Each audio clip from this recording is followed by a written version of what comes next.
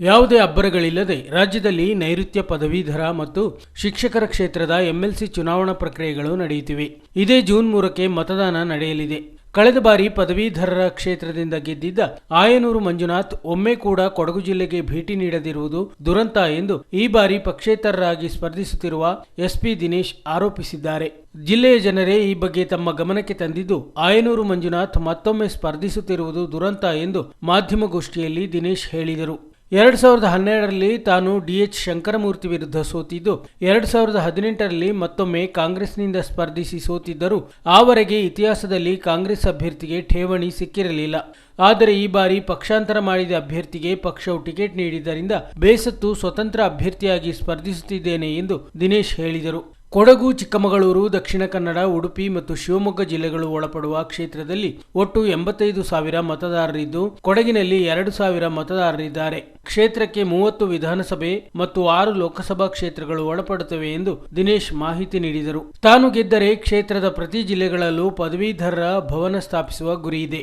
ಭವನದಲ್ಲಿ ನಿರುದ್ಯೋಗಿಗಳಿಗೆ ಮಾರ್ಗದರ್ಶನ ಮಾಡಲು ಗ್ರಂಥಾಲಯ, ಉದ್ಯೋಗಕ್ಕಾಗಿ ನೋಂದಣಿ, ನೆರವು ನೀಡುವ ಯೋಜನೆ ಇದೆ ಎಂದು ದಿನೇಶ್ ಹೇಳಿದರು.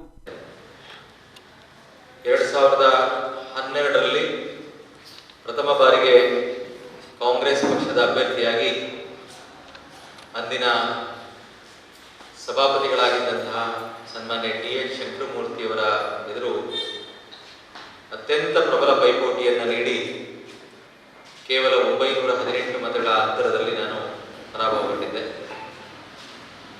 2018ರಲ್ಲಿ ಮತ್ತೊಮ್ಮೆ ಕಾಂಗ್ರೆಸ್ ಪಕ್ಷ ನನಗೆ ಅವಕಾಶವನ್ನು ಕಲ್ಪಿಸಿತ್ತು.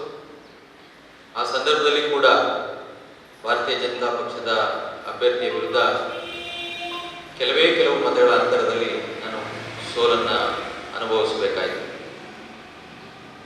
ನೈಋತ್ಯ ಪದವೀಧರ ಕ್ಷೇತ್ರದ ಇತಿಹಾಸದಲ್ಲಿ ಕಾಂಗ್ರೆಸ್ ಪಕ್ಷದ ಯಾವ ಅಭ್ಯರ್ಥಿಗಳು ಕೂಡ ಠೇವಣಿಯನ್ನು ಕೂಡ ತೆಗೆದುಕೊಳ್ಳದೇ ಇರತಕ್ಕಂಥ ಸಂದರ್ಭದಲ್ಲಿ ಈ ಚುನಾವಣೆಯನ್ನು, ಈ ಕ್ಷೇತ್ರವನ್ನು ಆಯ್ಕೆ ಮಾಡಿಕೊಂಡು ಈ ಕ್ಷೇತ್ರದ ವ್ಯಾಪ್ತಿನಲ್ಲಿ ಬರ್ತಕ್ಕಂಥ 6 ಜಿಲ್ಲೆಗಳಲ್ಲಿ ಪ್ರವಾಸವನ್ನು ಕೈಗೊಂಡು ಪಕ್ಷದ ಪ್ರತಿಯೊಬ್ಬ ಕಾರ್ಯಕರ್ತರಲ್ಲಿ ಹುಮ್ಮಸ್ಸನ್ನು ತುಂಬಿ ಪದವೀಧರರು ಈ ಕ್ಷೇತ್ರದಲ್ಲಿ ಮತವನ್ನು ಹಾಕಲಿಕ್ಕೆ ಅರ್ಹತೆಯನ್ನು ಕೊಡಿಸೋದ್ರ ಮೂಲಕ, ಅರ್ಹತೆ ಅನ್ನೋದಕ್ಕಿಂತ ಅದರ ಅಧಿಕಾರವನ್ನು ಕೊಡಿಸೋದ್ರ ಮೂಲಕ ಈ ಚುನಾವಣೆಯನ್ನು ಕಳೆದ 18 ವರ್ಷಗಳಿಂದ ನಾನು ಪಕ್ಷದ ವೇದಿಕೆಯಲ್ಲಿ ಮಾಡ್ಕೊಂಡು ಬಂದೆ.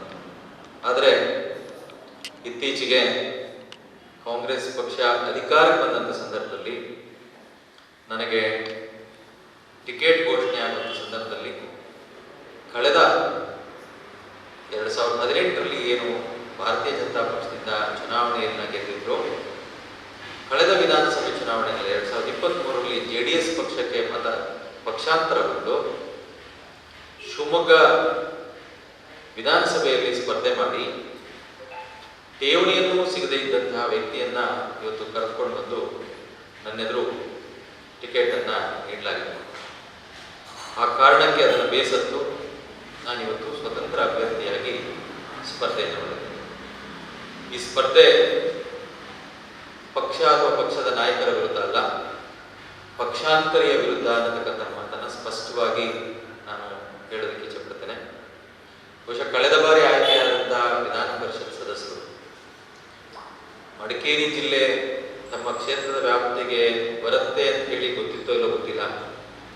ಬಹುಶಃ ನಿನ್ನೆಯಿಂದ ನಾನು ಪ್ರವಾಸವನ್ನು ಮಾಡ್ತಕ್ಕಂಥ ಸಂದರ್ಭದಲ್ಲಿ ಕುಶಾಲನಗರ, ಕೆಲವು ಕಡೆ ವಿರಾಜಪೇಟೆ, ಹಾಗೆಯೇ ಮಡಿಕೇರಿನಲ್ಲಿ ನನ್ನ ಆತ್ಮೀಯ ಸ್ನೇಹಿತಗಳನ್ನು ಕೇಳಿದಂಥ ಸಂದರ್ಭದಲ್ಲಿ ಕೆಲವು ಗೌರ್ಮೆಂಟ್ ಅಫಿಷಿಯಲ್ಸ್ಗಳನ್ನು ಮಾತನಾಡಿದಂಥ ಸಂದರ್ಭದಲ್ಲಿ ಕಳೆದ 4.5 ವರ್ಷದ ಅವಧಿಗಳಲ್ಲಿ ಅಥವಾ 5 ವರ್ಷದ ಅವಧಿಯಲ್ಲಿ ಒಮ್ಮೆ ಕೂಡ ಈ ಜಿಲ್ಲೆಗೆ ಅವರು ಒಂದೇ ಒಂದು ಸಭೆಗೆ ಭಾಗಿಯಾಗಿರಲಿಲ್ಲ ಅಂತ ಮಾತನ್ನ ಹೇಳಿದರು.